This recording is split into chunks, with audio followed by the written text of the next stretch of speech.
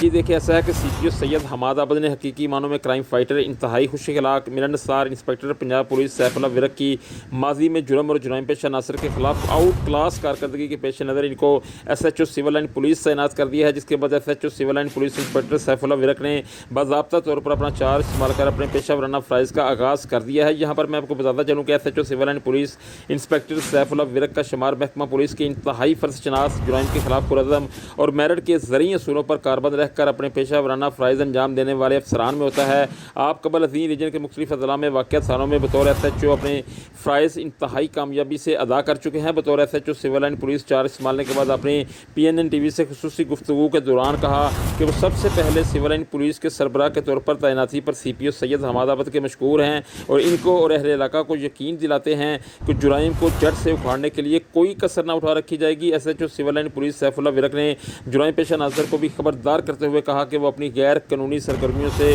فوری طور پر توبہ کر لیں، بصورت دیگر ان کے خلاف بلا امتیاز قانون کے مطابق سخت ترین کارروائیاں عمل میں لائی جائیں گی۔ SHO سول لائن نے شہریوں سے بھی اپیل کی اور کہا کہ وہ اپنے ارد گرد جرائم پیشہ عناصر پر کڑی نظر رکھیں اور ایسے شرپسند عناصر کی اطلاع پولیس کی ہیلپ لائن 15 پر دے کر ایک ذمہ دار شہری ہونے کا ثبوت دیں، جبکہ دوسری جانب علاقہ تھانہ سول لائن کے عوامی سماجی حلقوں نے انسپکٹر سیف اللہ ورک کی بطور SHO سول لائن پولیس تعیناتی کا بھرپور خیر مقدم کیا ہے اور ان کو یقین دلایا ہے کہ وہ جرائم کے سزا باب کے لیے مکمل طور پر ان کے ساتھ ہیں۔ جی